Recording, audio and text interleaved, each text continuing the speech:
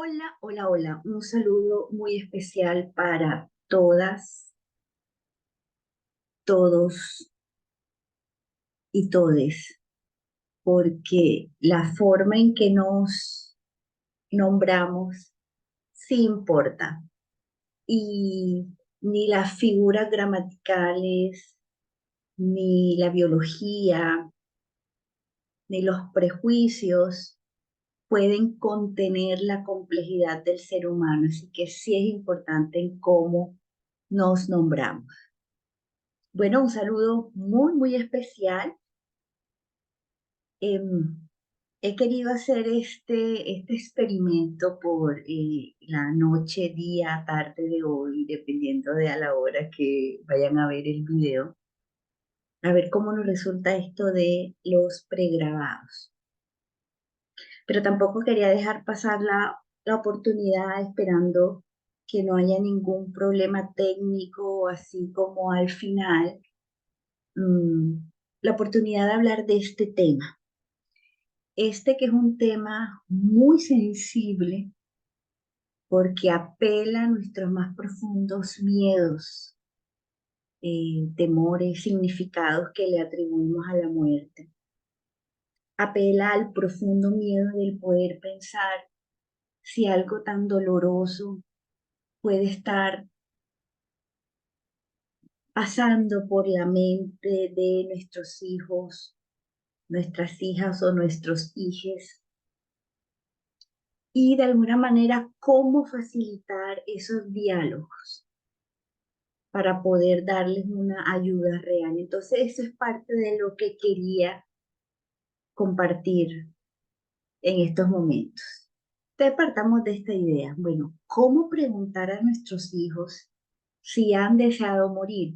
Es una pregunta dura, una pregunta bastante dura, pero que necesitamos poner sobre la mesa. Y quiero conversar y comenzar a conversar con esto. Todas, todos, todes y todes hemos, padecemos o padeceremos de algún problema o trastorno mental. Hemos padecido, lo estamos padeciendo y padeceremos de algún problema o trastorno mental que se ha ocasionado por alguna circunstancia muy difícil en nuestra vida, que supere nuestra capacidad de respuesta y sea difícil de asimilar. O sea, porque es parte de el cableado único, íntimo, particular que cada uno de nosotros tenemos como cableado de fábrica, si se me permite la metáfora. ¿Sí? Esta idea es súper importante. Todos, todas, todes padecimos, padecemos, padeceremos de algún problema o trastorno mental a lo largo de toda nuestra vida, en cualquier etapa del ciclo vital en el cual nos encontremos. Esto es importante que lo tengamos en cuenta. ¿Por qué? Porque nos encontramos que hay muchos estigmas alrededor de las personas que tienen algún problema mental o emocional, algún trastorno mental emocional. Hay demasiados estigmas. Entonces quiero traer hoy, en estos momentos, algunas de estas voces de personas y adolescentes. Dice uno sí siente la discriminación. A veces la gente ni se da cuenta y hacen comentarios negativos de la enfermedad mental o sobre el tratamiento o sobre las personas que lo padecen. A veces personas que uno cree cercanas comienzan a evitarnos porque no les gusta estar al lado de alguien que le ve el lado negativo a las cosas. Una vez me dijeron que les avisara si en algún momento iba a sentirme violento o inestable. Otros nos hacen sentir culpables porque dicen que nos falta orar y confiar más en Dios. Una vez me dijeron que todo eso que siento es porque no tengo nada en qué ocuparme, que una mente ocupada no se enferma. Mi mamá una vez me dijo que yo no puedo saber lo que es estar tan triste porque no sé nada de la vida. Una vez me dijeron que todo lo hacía por molestar, pero hay emociones que siento que me arrastran como una ola que no puedo controlar y no lo hago a propósito como ellos creen. Y hay veces hasta uno mismo comienza a cuestionarse si es cierto o no lo que dice. A veces pienso que es mejor no estar para no causarles disgusto. De todas estas frases están relacionadas con los estigmas y cómo la forma en que las personas piensan o sienten de alguien que está padeciendo algún trastorno o problema mental tiene muchos efectos nocivos. Según la OMS, el primero, y es súper importante porque siempre escucha uno por ahí, escucha y lee esta frase de si te sientes mal, habla, si te sientes mal, llámame, si te sientes mal, búscame, que yo te ayudo. Pero realmente desde la experiencia que han tenido las personas, cuando han querido hablar, se han sentido juzgados, han sentido que han minimizado su realidad porque normalmente las personas cuando escuchan, lo primero que hacen es intentar comparar cómo reaccionan ellos frente a una situación difícil y no tenemos en cuenta que cada uno vive una realidad diferente. Entonces, estos estigmas tienen unos efectos nocivos y precisamente uno de esos es resistencia a hablar, a buscar ayuda o tratamiento, la falta de comprensión por parte de familiares, amigos, compañeros de trabajo, compañeros de colegio u otras personas. Se tienen menos oportunidades laborales o para participar en actividades escolares o sociales, o problemas para encontrar vivienda, para encontrar un lugar en el cual sentirse seguro y cómodo. Hay personas que son hostigadas, que son violentadas y que son acosadas por el simple hecho de padecer algún problema o trastorno mental. Este es un asunto muy contextual de nuestro país. Realmente el acceso, tener un seguro médico que pueda cubrir adecuadamente un tratamiento completo de la enfermedad mental. Actualmente no lo tenemos, los sistemas están colapsados en estos momentos. Y esta creencia muy íntima y particular de cada uno de que nunca podrá superar los desafíos o pensar que la situación no mejorará. Entonces esto es importante que lo tengamos nosotros en cuenta porque de alguna u otra manera ver cómo contribuimos o qué tipo de estigmas nosotros tenemos. Porque en pocas palabras el estigma es esta percepción negativa que tienen todos sobre las personas que padecen con algún trastorno o problema de salud mental. Pero resulta que lo que les dije al principio es que absolutamente todos, todas y todes hemos padecido, padecemos y padeceremos de algún trastorno mental. Entonces, es algo que no le va a suceder a unos pocos, sino que absolutamente todos hemos transitado por algún problema de salud mental.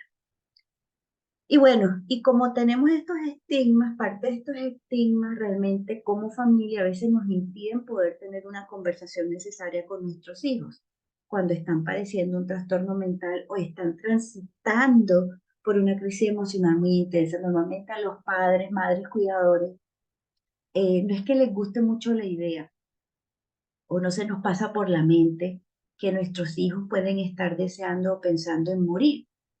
Entonces, por eso es importante preguntárselo directamente si estamos viendo que nuestros hijos están pasando por una situación emocional difícil. Porque contrario a lo que esos mitos nos han dicho, preguntar directamente sí ayuda a la persona a que se siente escuchada, comprendida, segura, protegida y sobre todo algo importante, no juzgados. Preguntarle directamente a este hijo, a esta hija, a esta persona si tiene el deseo de morir, si ha planificado morir, si está pensando en morir, es importante porque ayuda a tomar las medidas necesarias para hacer un plan de manejo adecuado, para acompañarlos afectivamente y efectivamente. Eh, no solamente la familia, sino todas las personas de la comunidad podamos tener como esa mirada, ese proceso de desestigmatizar y desmitificar todo lo relacionado con los problemas y los trastornos mentales para poder activar esa ruta. Entonces yo voy a dejar aquí en el primer comentario este link, que es un listado para Colombia de las instituciones, un directorio de todas las instituciones, números de teléfono en donde las personas pueden acudir en caso tal de alguna emergencia relacionada con autolesión o intento de suicidio, que es importante que todos manejemos esta información. Bien. Entonces, ¿por qué es importante conversar con nuestros hijos si han tenido la idea o han deseado morir? ¿Sí? Y esto parte por aceptar que los padres, madres o cuidadores realmente no creen que en algún momento difícil de la vida de sus hijos ellos puedan llegar a pensar o desear morir. ¿A qué padre o madre o adulto cuidador eh, pudiera pensar eso, cierto? Pero es una realidad que necesitamos tener ahí muy claro, muy atentos y muy pendientes. A veces, y no me voy a disculpar por esto, desde el pensamiento adultocéntrico se creen que los hijos no saben lo que quieren. Y por ese pensamiento adultocéntrico también a veces se caen en las minimizaciones, en minimizar, en no darle importancia a lo que sienten y piensan los hijos. Mm, La intención con esto no es que se sientan culpables. La intención es precisamente colocar sobre la mesa que a veces los adultos tendemos a minimizar cuando nuestros hijos nos dicen que se sienten súper mal, que sienten que la vida no vale la pena. Comienzan a minimizar esas expresiones, pero que realmente hay que tomar muy en serio y sentarnos a tener la conversación con nuestros hijos.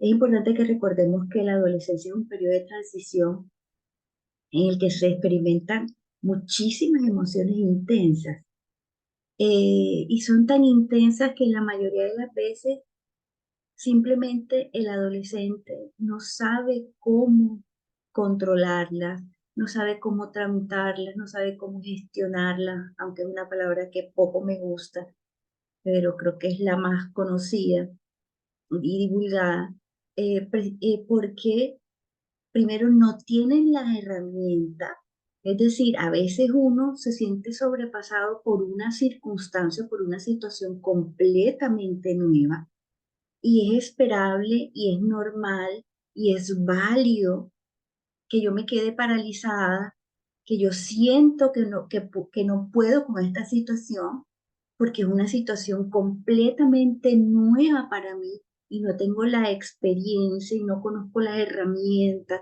y no conozco el procedimiento o no conozco la forma en que puedo salir de esa situación tan difícil. Eso en primer lugar. Entonces, imagínense en los adolescentes, en los niños, niñas y adolescentes que recién están empezando a adquirir estas, estas herramientas y en ocasiones por eso es un poco comprensible el por qué los niños, las niñas y los adolescentes pareciera ser que tuvieran esta emocionalidad tan magnificada o manifiestan lo que sienten de una forma tan amplificada, tan intensa, y es precisamente por eso, porque no tienen las herramientas para darle trámite a esa intensidad. Entonces se supone y se espera que sean los padres, las madres, los adultos cuidadores quienes estén acompañando ese proceso de cómo pueden gestionar, de cómo pueden tramitar y cómo pueden adquirir las herramientas necesarias para, eh, para que puedan salir adelante en esa situación. Pero una aplicación que es mucho más importante y a veces lo hemos discutido mucho. Resulta que en la adolescencia la velocidad de las conexiones neuronales para tomar decisiones que siempre se da en nuestra parte prefrontal, por aquí en esta parte del cerebro, es la parte lógica, que toma las decisiones, que mira el futuro, que evalúa riesgos y demás. Resulta que en la adolescencia las conexiones neuronales en esta parte de la toma de decisiones son lentas. Todavía no han llegado a desarrollarse en toda la velocidad con la que se ha desarrollado las conexiones en las otras partes del cerebro. Eh, entonces resulta que como son lentas, quien toma el control, quien toma la decisión es un pequeño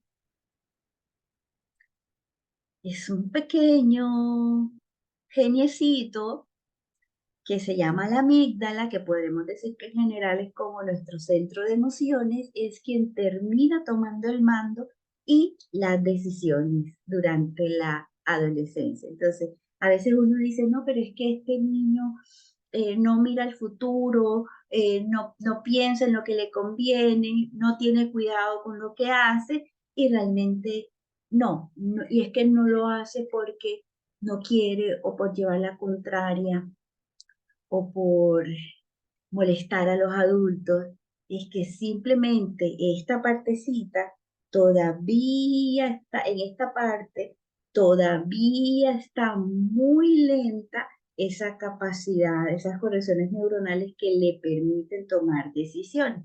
Entonces, es algo súper importante que nosotros podamos tener en cuenta, porque a veces desde el pensamiento autocéntrico juzgamos mucho las conductas de nuestros hijos, niños, niñas y adolescentes. Es más, les voy a poner un ejemplo. He conocido adultos que creo que todavía la parte prefrontal ni siquiera no, sigue lenta, porque realmente uno dice, qué barbaridad, qué barbaridad. Bien.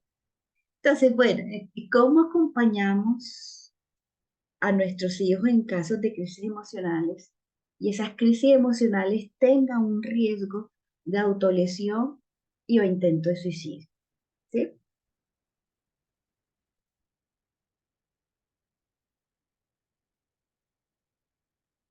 Quiero tomar esta parte muy despacio, ir poco a poco, porque sé que es un tema duro, pero es un tema necesario que necesita dejar de ser tabú.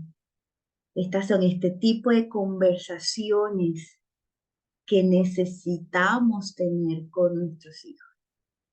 Entonces, lo primero y principal, valga la redundancia, es que si hay una sospecha de autolesión o intento de suicidio, es acudir inmediatamente a un centro de salud cercano y contacten a un profesional de la salud o de la salud mental certificado, psicólogo, psiquiatra, que son los únicos con las competencias para ayudar a sus hijos, los únicos. Un centro de salud, un centro de urgencia cercano a su casa, una EPS, una clínica, un hospital cercano. Es importante esto y contactar a un profesional de la salud certificado, un profesional de la salud certificado. Bien, y hay algo muy particular para aquí que también quiero colocar sobre la mesa. Tener en cuenta que los significados de la muerte o la autolesión en niños son diferentes a los de los adolescentes adultos. Es Esto es importante para poder comprender y poder mirarlo desde otra perspectiva, porque a veces los niños no tienen la noción clara de lo que implica la muerte.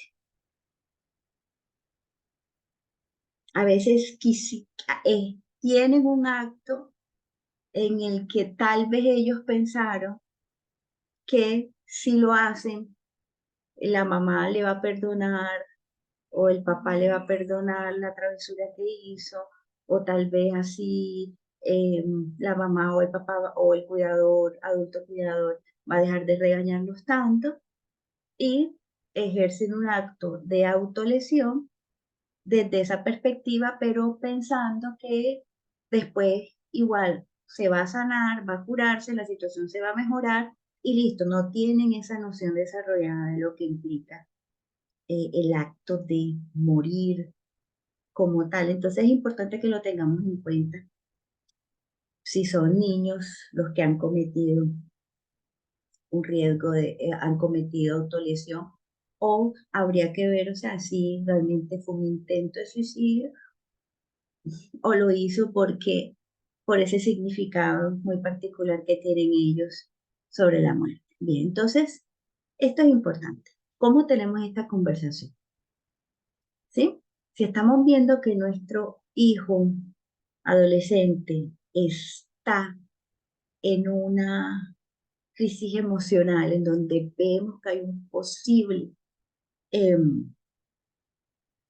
riesgo de autolesión o suicidio, paso uno. Hay que preparar un entorno seguro y privado donde la persona, donde el adolescente se pueda sentir cómodo, se pueda sentir seguro. No juzgar a la persona por las tendencias suicidas. Esto es súper importante porque a veces lo primero que se nos viene a la mente son frases que van a hacer sentir más culpable a la persona. Esto es importante. Y ofrecer conversar, quieres que conversemos a solas o si quieres que esté tu abuela, quieres que tu mamá, quieres que esté algún otro miembro de la familia aquí acompañándonos en este momento o si esta conversación la están teniendo en un centro de salud, pues el profesional también necesita preguntarle a la persona si quiere que haya alguien más en la sala para poder eh, para poder conversar. Esto es muy importante que lo tengamos en cuenta. ¿Sí? Paso 2. ¿Cómo preguntamos? Es posible que estemos muy nerviosos, es de lo natural. Hay que hacer un esfuerzo muy grande para poder estar lo más tranquilo posible y plantar esta serie de preguntas que nos va a llevar a una respuesta de una manera natural a otra pregunta. ¿Cómo te sientes ahora? ¿Te ves triste? Quiero hacerte un par de preguntas. ¿Cómo ves tu porvenir? ¿Qué expectativas tienes para el futuro? Algunos adolescentes o personas con problemas parecidos también han pasado por esto. Eh, Cuando te acuestas a dormir, lo haces deseando no despertar nunca más. Piensas en hacerte daño, elaborar un plan para quitarte la vida. En ese caso, ¿cómo te propones hacerlo? ¿Tienes con qué quitarte la vida? ¿Has pensado en cuándo lo vas a hacer? ¿Has intentado suicidarte alguna vez? No lo sabemos. O sea, son preguntas que si vemos el tono pueden hacerse dentro de la casa, pero también lo hacen los profesionales de la salud en un contexto de urgencia o de atención en salud. Pero nosotros en casa lo podemos hacer perfectamente bien. Y se supone que es un proceso de una primera ayuda y de contención en caso de que nuestro adolescente se encuentre en una situación emocional, en una intensidad emocional y nosotros como familia prestemos como esa primera ayuda. Sí, es importante todo esto, es decir, pongamos a un lado la idea de que si hacemos esta pregunta vamos a invitarlo más a que lo haga. No, precisamente es importante que las hagamos. Tercer paso. Si la persona expresa y responde y expresa que sí tiene ideas suicidas, hay que mantener una actitud tranquila y solidaria y sobre todo no hacer promesas. Es decir, te estamos escuchando, estamos aquí en estos momentos para escucharte, para apoyarte, ¿sí?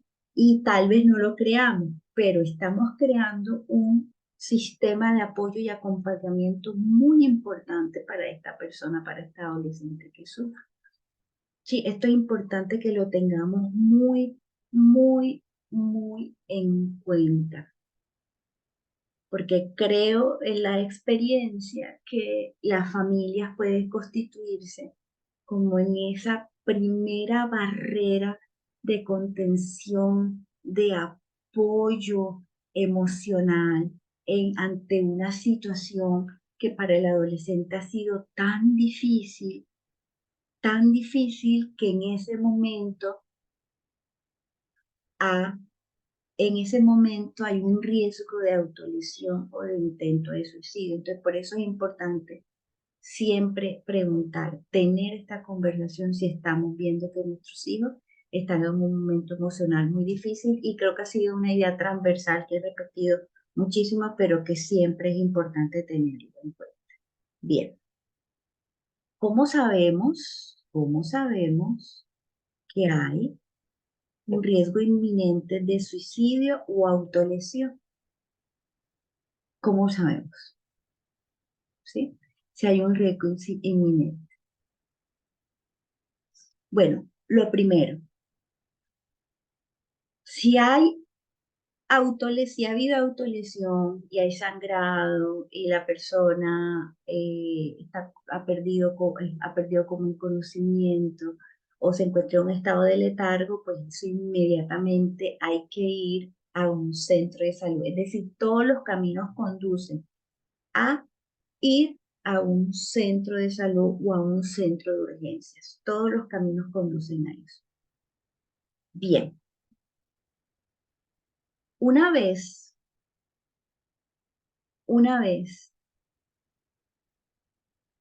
hecho esto, hay que realmente ver, explorar si hay un riesgo inminente de suicidio o autolesión. Entonces, es posible que ustedes les pregunten a sus hijos, o es posible que en el centro de salud le pregunten a sus hijos sobre las ideas o planes de suicidio que se han estado presentes en el presente o en el último mes, si ha tenido otros actos de autolesión en el último año y tal vez nosotros como padres no nos hemos dado cuenta, pero ha habido actos de autolesión. Esto es importante. El acceso a los medios para suicidarse, ver en la casa si hay algún plaguicida, si hay sogas, si hay armas, si hay cuchillos, si hay medicamentos prescritos, si hay drogas ilícitas. Eso es muy importante tenerlo en cuenta. ¿Por qué? Porque una vez nos hemos dado cuenta, hay que inmediatamente convertir la casa en un lugar seguro, es decir, guardar cuchillo, guardar todo lo que es plaguicida, guardar cualquier soga, guardar cualquier medio que pueda ser potencialmente peligroso para nuestros hijos. Esto es importante que lo tengamos en cuenta.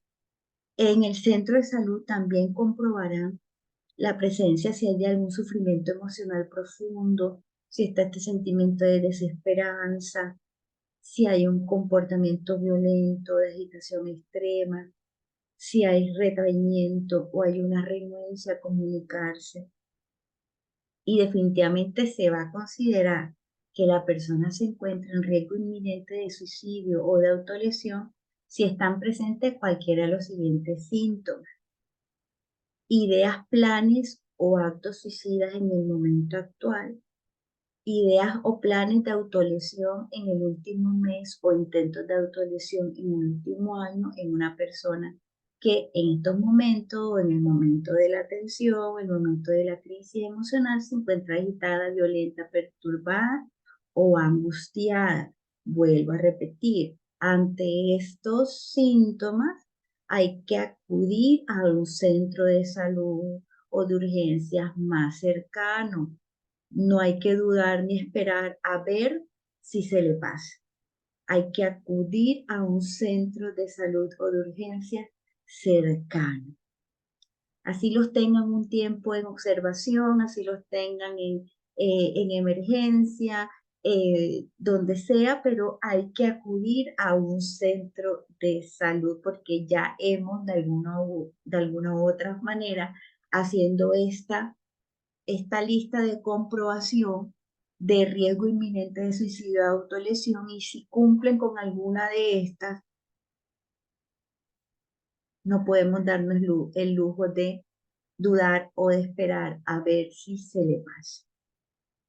Es importante, por eso el conocimiento nos da cierto poder.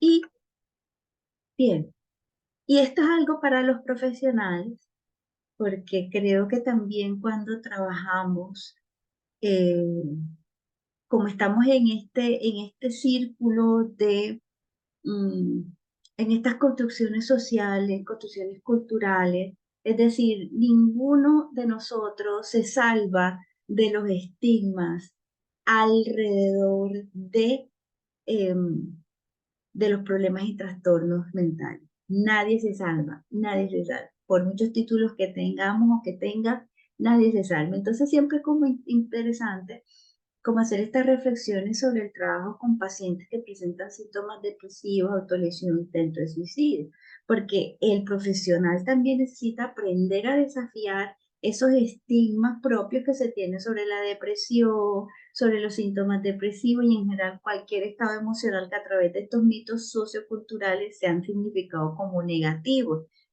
Aquí estamos siendo un poco víctimas mm, de esta dictadura de la felicidad, del pensamiento positivo y real, de la felicidad constante, que no sé en qué momento se filtró y fue validado por personas con títulos en psicología, pero realmente es importante hacernos estos cuestionamientos, ¿sí? Reconocer que cuando se trata de síntomas depresivos, autolesión o intento de suicidio, hay muchos elementos que son del contexto que se necesitan tener en cuenta a la hora de formular el plan de abordaje. Hay que aprender que hay ciertos casos que requieren ser trabajados de manera interdisciplinaria y que lo psicológico por sí mismo nunca será suficiente. Es decir, nunca va a ser suficiente, nunca va a ser suficiente lo psicológico. Siempre necesitamos trabajar de manera interdisciplinaria. Hay que reconocer cuáles son nuestras competencias técnicas, no solamente para abordar síntomas depresivos, sino las competencias que tenemos para cómo abordamos todo este tema del intento suicidio, de las autolesiones, porque de paso, aquí voy a decir algo que el hecho de que haya una depresión no implica que eso sea igual a intento de suicidio, porque son dos condiciones que son diferentes, que en algunos con depresión puede ser tener depresión puede ser un factor de riesgo para el intento de suicidio, pero no necesariamente se aplica para todo. Entonces esto es importante que lo tengamos en cuenta. Depresión no es igual a intento de suicidio. Mm, Hay que contextualizar el abordaje dependiendo del ciclo, curso de vida en que se encuentran los consultantes o las personas que piden ayuda, lo que les dije al principio. Hay que ver para un niño o una niña qué implica cuál es el concepto de muerte, hay que ver para el adolescente qué significa esto del querer morir, de desear morir, de planificar morir, hay que ver qué significa para adultos jóvenes, para los ancianos. Entonces, todo tiene que pasar por el filtro del curso de vida, el ciclo de vida en el que la persona se encuentra.